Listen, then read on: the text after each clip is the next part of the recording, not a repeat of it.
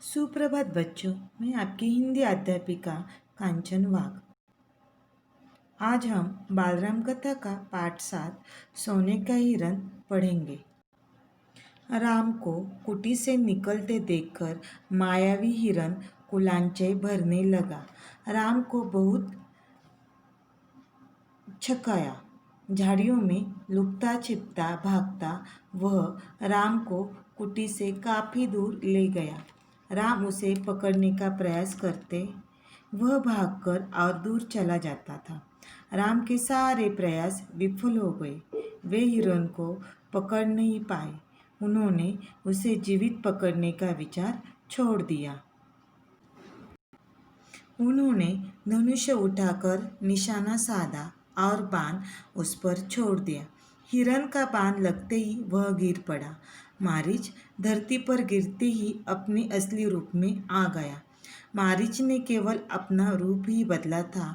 आवाज़ भी राम जैसे कर ली थी। धरती पर गिरते ही वह जोर से चिल्लाया, हाँ सीते, हाँ लक्ष्मण। यह कहते ही उसकी मृत्यु हो गई। रावण एक विशाल वृक्ष के पीछे खड़ा था। वह खुश था क्योंकि उसकी चाल सफल हो गई थी। मारीच अपनी भूमिका अच्छी तरह से निभाई थी। जैसे रावण ने सोचा था वैसे ही सब हो रहा था। रावण को लग रहा था कि उसने सीता का हरण किया तो राम को प्राण निकल जाएंगे। वह आगे की तैयारी में जुट गया। मारीच की वह आवाज़ राम ने सुनी। उन्हें समझने में देर नहीं लगी। मायावी मारीच की पूरी चाल उनके समझ में आ गई। हिरण जानबूझकर भागता रहा। उसे राम को कुटिया से दूर लेकर जाना था। मारीच की वह आवाज़ सीता और लक्ष्मण ने भी सुनी। लक्ष्मण उसका रहस्य समझ गए थे। उन्होंने बाण चढ़ाकर दृढ़ता से पकड़ लिया, चौकटी बढ़ा दी। वह राक्षसों के खिलाफ सामना करने के लिए तैयार थे, लेकिन उन्हें राम का आदेश याद था, उनके लौटने तक सीता की रक्षा करना।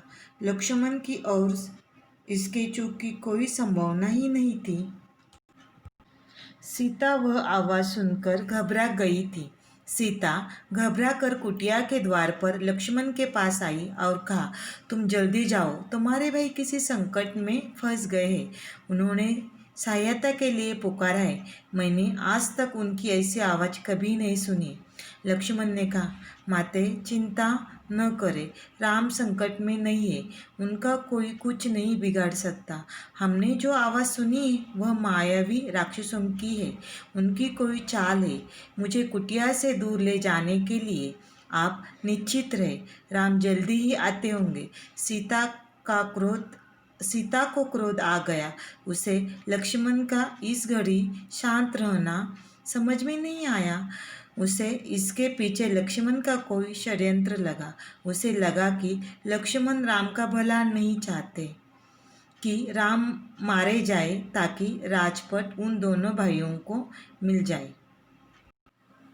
सीता ने लक्ष्मण को कहा, तुम्हारा मन पवित्र नहीं है, कुलुषित है, उसमें पाप है। यह सुनकर लक्ष्मण के मन को गहरा आघात लगा। उन्होंने उलटकर कोई उत्तर नहीं दिया। वह चुप रहे। वह सीता की पीड़ा को समझ पा रहे थे। लक्ष्मण ने कहा, माते, यह राक्षसों की कोई छल है। सीता ने फिर कहा, राम से बिछुड़कर मैं नहीं रह सकती, मैं जान दे दूंगी। हे लक्ष्मण, तुम उन्हें लेकर आओ। तब उन्होंने सीता को प्रणाम किया और राम की खोज में निकल पड़े। लक्ष्मण के जाते ही रावण आ पहुंचा। तपस्वियों जैसा जटाजूट, वैसे ही वस्त्र। सीता ने साधु समझकर उसका स्वागत किया। रावण ने सीता के स्वरूप, संस्कार और साहस की प्रशंसा की।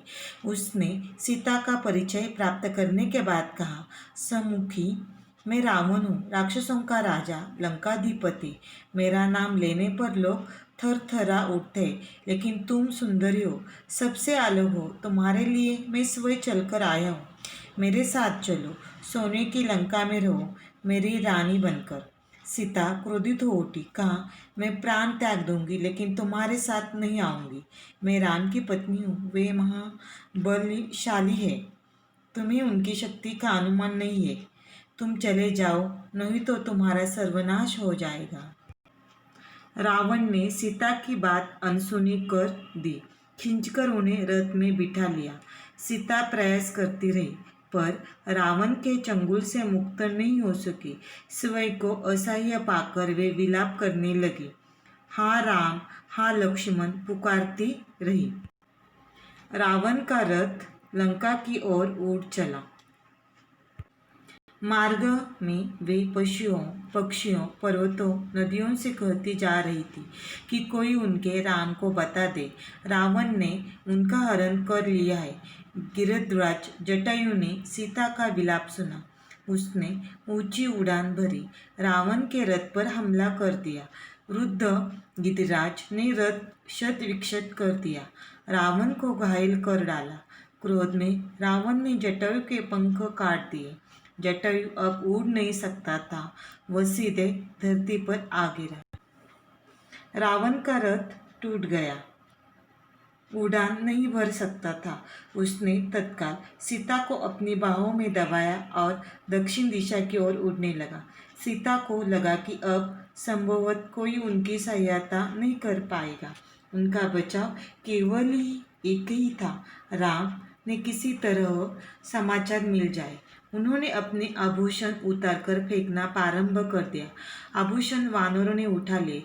उन्हें आशा थी कि वानरों के पास ये आभूषण देखकर राम समझ जाएंगे, उन्हें पता चल जाएगा कि सीता किस मार्ग से गई है।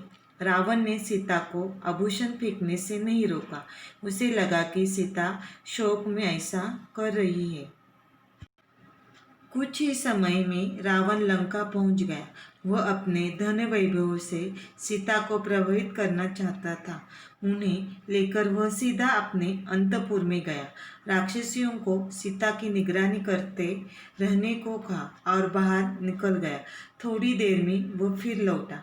सीता को घूरते हुए उसने कहा, सुंदरी, मैं तुम्हें 1 वर्ष का समय देता हूँ। निर्णय तुम्हें करना है। मेरी रानी बनकर लंका में राज करोगी या विलाप करते हुए जीवन बिताओगी। सीता बार बार रावण को धिक्कारती रही, राम का गुणगान करती रही। रावण को क्रोध आ गया। तुम्हारा राम यहाँ कभी नहीं पहुँच सकता, तुम्हें कोई नहीं बचा सकता।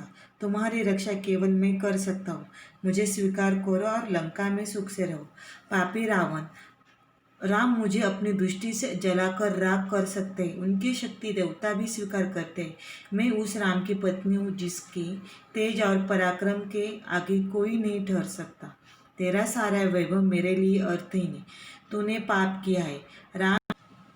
राम के हाथों तेरा अंत निश्चित है। राम की इतनी प्रशंसा सुनकर रावण कुछ चिंतित हो गया। उसने सोचा, खर दूषण को मारने वाला अवश्य शक्तिशाली होगा। उसे तत्काल अपने 8 सबसे बलिष्ठ राक्षसों को बुलाया। कहा, तुम लोग पंचवटी जाओ। राम और लक्ष्मण वही रहते, उनका एक एक समाचार मुझे मिलना चाहिए। दोनों पर निगरानी रखो, मौका मिलते ही उन्हें मार डालो। उधर सीता को पाने के लिए रावण ने अपनी योजना बदली। उन्हें अंतपुर से निकालकर अशोक वाटिका में बंदी बना दिया।